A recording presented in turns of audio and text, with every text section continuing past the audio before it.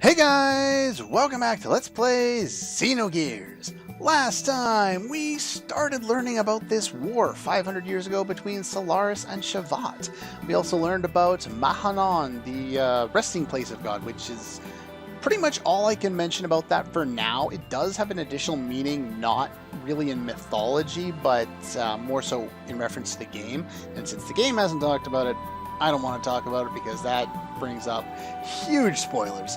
But aside from that, we need to move on and talk to some of the people in here. These people are Yui, a Chu-Chu, and Midori. Do we remember who these people are?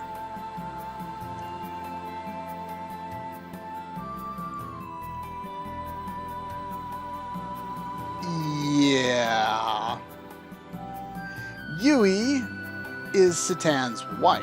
Midori, of course, is his daughter. Midori means green, and I guess green is Satan's favorite color, so I guess there's a kind of a reference there, but Midori is just a very common Japanese name, so I don't think there's any real reference there. Yui, I didn't find much of anything on. Yes! Yes, now I can't remember if they've really talked about Satan's backstory with Yui yet. I don't think they have. But yeah, Satan was a surface dweller, I think, who ended up growing up in like the third class Solaris. He ended up marrying Yui from Shavat. Considering those two countries' distaste for each other, that seems kind of odd. Now, I don't know what kind of additional dialogue you would get if you had Satan in your party. I'm assuming it would be interesting, but at the same time, I don't think I've ever brought Satan through the Tower of Babel because, or Babel, not Babel, that's Final Fantasy IV. But yeah, I've never done that because he's just so useful in every other situation, and you don't really need him for that dungeon, so I usually don't use him. But, oh well. I'm sure somebody has a video of him actually being in this cutscene. Anyway, so yeah, she brought the survivors from Lahan up here as well. Makes sense. Gotta protect them, right?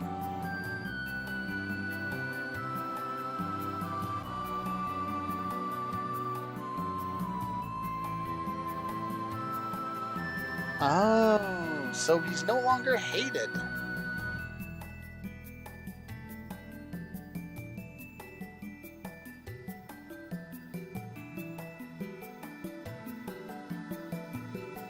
Yeah.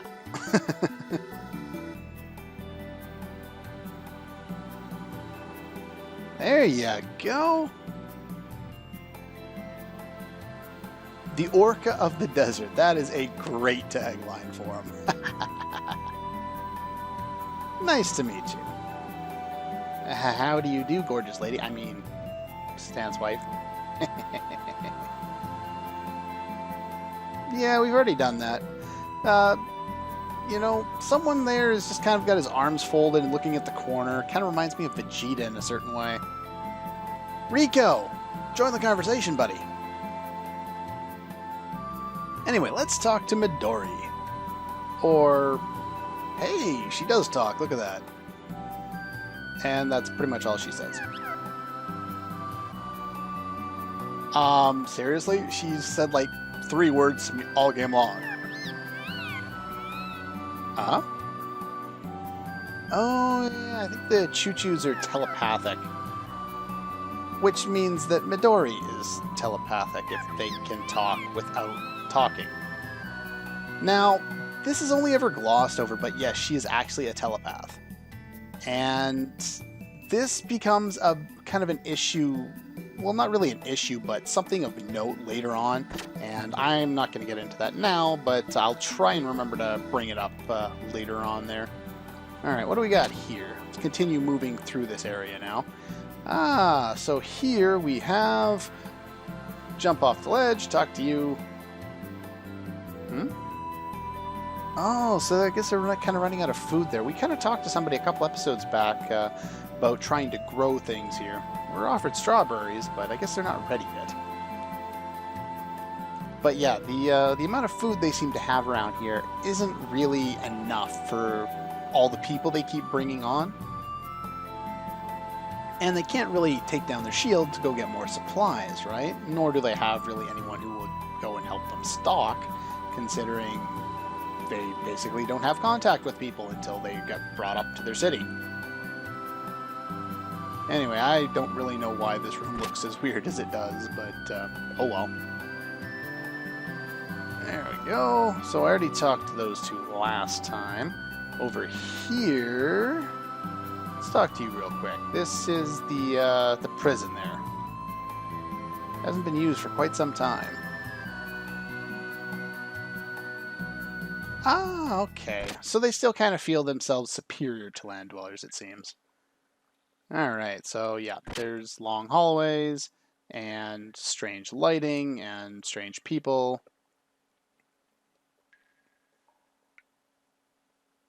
Long ago, huh? And abolish is good and bad, and there is only evil, I guess. I don't know.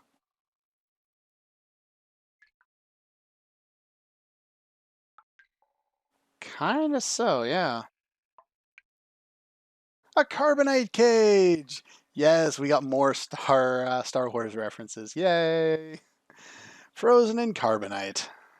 Surprised there's not a Millennium Falcon somewhere around here. Or that oh, what is it? The Yggdrasil doesn't look like one.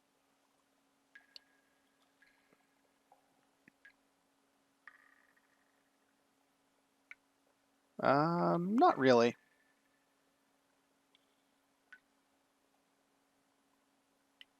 Well, we haven't actually gone up there yet. We will, don't worry.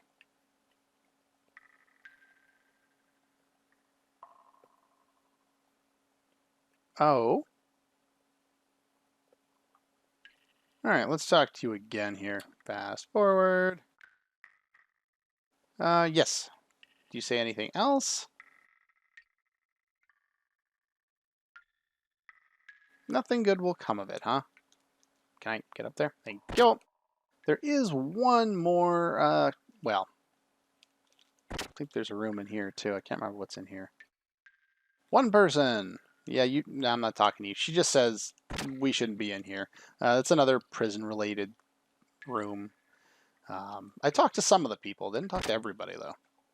Now, down here, remember this scene for later. Just remember it. That's all. What woman? We kept hearing about that man, and now it's that woman. Who are they talking about? We kind of got an idea that they might have been talking about Krellian with that man, but have no idea which woman they'd be talking about.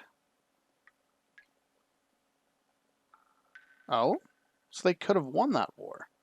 Oh, and apparently there's a traitor that disappeared with some woman. The Beast? Unleash the Beast. Unleash the Kraken. Or something, anyway. And atoning for the crime 500 years ago. With the young one, he's referring, or she's referring to, I think, all of us in general, not just the young prince, who's been referred to as young one the entire game. Hatred and love, huh? Anyway, I'll go through all these off screen. I'll meet you back upstairs. Alright, there we go. Whoa, I can't see anything. There we go. Much better. And let's go up the stairs. Now, that one lady there was talking about the what the older guys upstairs would tell you. And that is something we need to go and address very shortly here. She's kind of like a guardian angel. Kind of makes sense. Yeah, she's only 13 years old. How come all of the people saving the world are children? I know that's like a JRPG trend that's so kind of ingrained in the kind of the culture or the games themselves that it's just kind of tradition at this point. But where did that come from? I can understand them wanting to do something like that to to relate to the children they were kind of aiming the games at. Maybe they didn't expect older people, you know, 20s, 30s, 40s to get into these games, but that definitely happened, especially with a game like this. And I guess a lot of the characters are older in this one, like Rico, I think Faye's 19 or 20, so he's at least an adult, but Satan's older, not by much. I think he's 22 or something like that, 28, I don't know. Bart's young enough.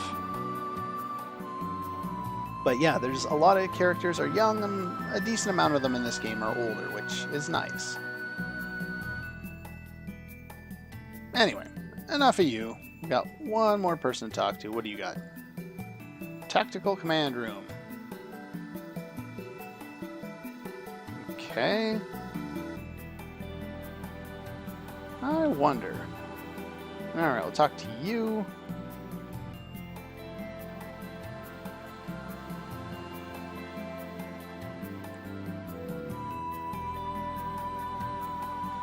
Well, I guess war is war, regardless of the level of technology. It still leads to pointless slaughter. And I know not all war is pointless. There is definitely reason to wage war if, you know, you're being completely oppressed. But overall, if the situation wasn't created to cause that, then it's definitely not needed, right? You know, one side may be at fault, the other side may be at fault, but war in itself is just not a good solution to anything. Ah, library. Packed with many ancient books you cannot find on the surface.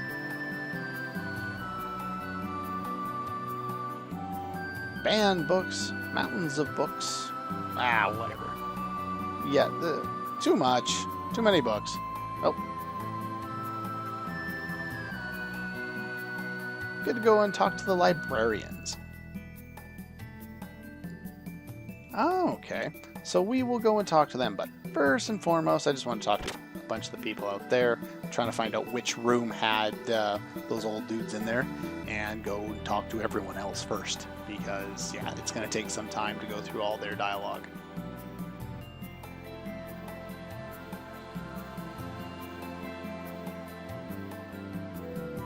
Ah, so now we learn something new. See, there are these things called limiters that are put into the land dwellers so that they would not revolt. Now, that tells you a whole bunch. I don't know if that's translated right, but they have a definite amount of influence. Whether they can control all of it, I don't think so. Highly efficient, no doubt. So yeah, Solaris, even though they're controlling media presence and belief system with the ethos, on a biological and molecular level, they are exerting control over the people. That's a crazy amount of control.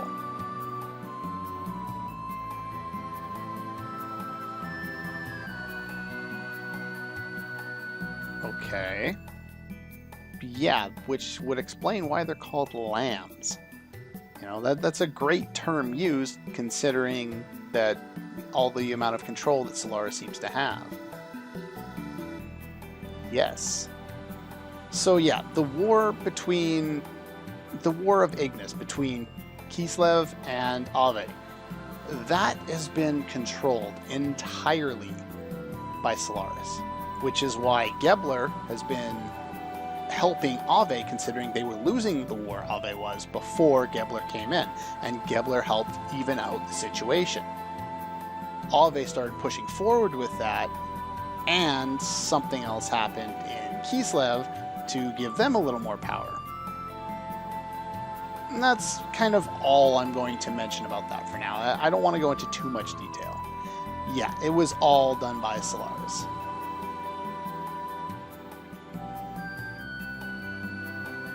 And it's pretty much a global experiment. Now, this they don't really explain in a lot of detail right now, but people can align themselves with anima relics. Now, we'll get into that a little more later once they kind of reveal a little bit more and we learn more about it. We haven't really learned anything about it yet. We will very shortly. Oh, the limiters restrain our abilities, but we should be able to remove it as well. Tora Melchior. I don't know why he has a first name. In most other games, he's just Melchior, but oh well. Used to be one of the 3 sages of Shavat.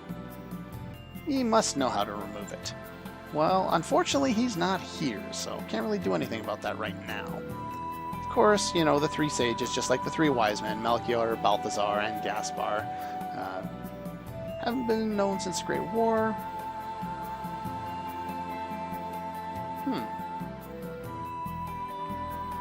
Wonder what they are doing. Well, we know where one of them is, but that's about it. Krelian created that? So that must be a recent thing then. Actually, well, they haven't really said it yet, but yeah, I'll let it slide. We'll talk about that later.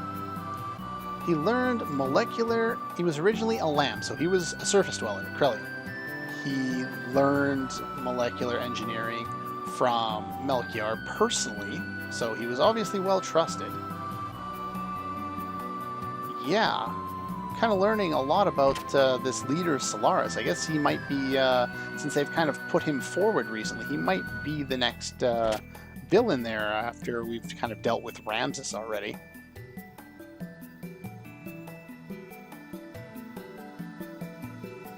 "12 anima relics created by God's wisdom.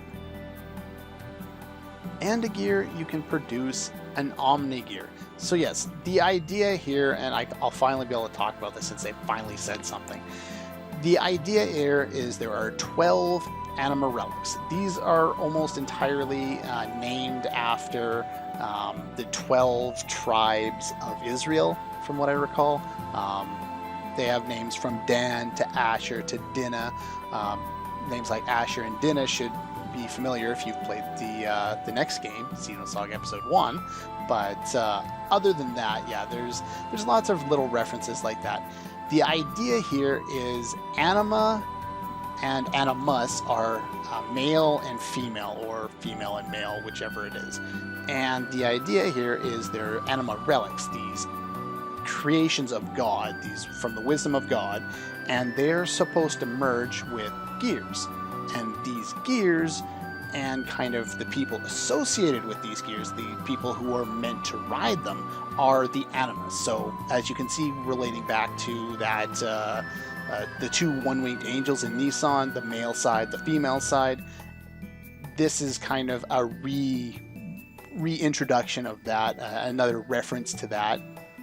Having both sides kind of go together, you have, you know, your 12 anima relics, and they're technically are 12 animus, or people and gears that are willing and compatible to accept these wisdom of God, or whatever. There's more information about this, but this is the basic idea, and they haven't really gone into great amounts of detail on it yet, but I want to keep you guys informed as much as I can so that it doesn't become as confusing as I know it is. Anyway, so yeah, they have to be able to synchronize. So some of them have been discovered and others are still sleeping in the earth. But to no avail. Alright, so let's talk to you. Oh, there's a Chu-Chu in there too. Anyway, these Omni-Gears, so great that they could even hold back Diabolos collapse 500 years ago. We will learn more about that. The timing on this episode is getting long. Probably next time, because there's a lot to cover in that next room.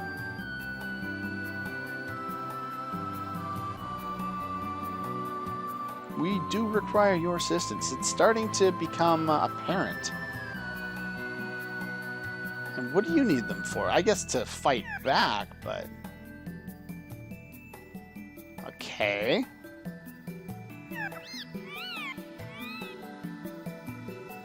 And to merge with something inorganic. Nope.